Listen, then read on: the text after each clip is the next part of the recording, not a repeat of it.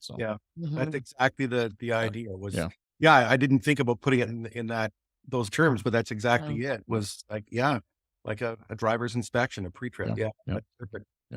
One of the ways that regional district is using this program for that, like very similar thinking with their groups, is that when they when they do their orientation and when they come on calls, that they actually practice somehow. I don't know if it'll be at a form or if it'll be a sign when they walk out the door, but when they do their orientation, actually talking about how many calls might be too many for me. You know, what are the signs that I might be volunteering and going on too many calls?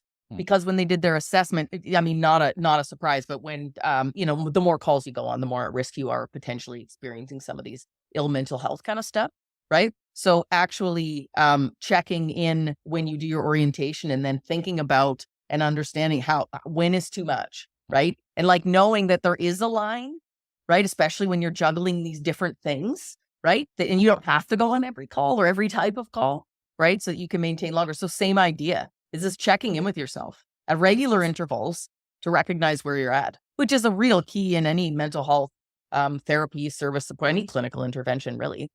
If you build awareness, I'm a mindfulness-based cognitive therapist as well. So that's basically it's a treatment program for people with different mental health conditions, including major depressive disorder, where you learn to, through practicing mindfulness, become aware of what's going on for you. And you practice it for 8 weeks.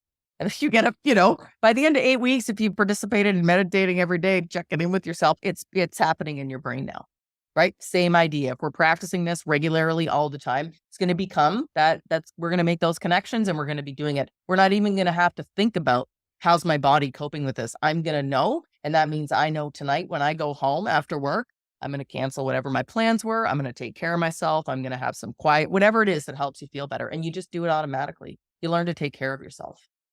One of the areas I find still fascinating, I mean, it's all fascinating, but the idea, there's a side to this where people feel a sense of guilt, like survivor's guilt in a sense, when they come back from, let's say, a traumatic incident or an incident that others found traumatic, and they don't feel traumatized by it.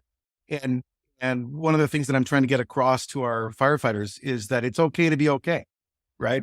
And that's a phrase that someone else came up with, but that from the military. But that's something that I'm trying to teach out here too, is that it is totally okay to be okay. You don't have to be traumatized by things, but we just want to make sure that you're correct about that, and then it's not some sort of denial, right? So it's okay to do that driver's inspection and find no faults. Right? Yeah, I love that.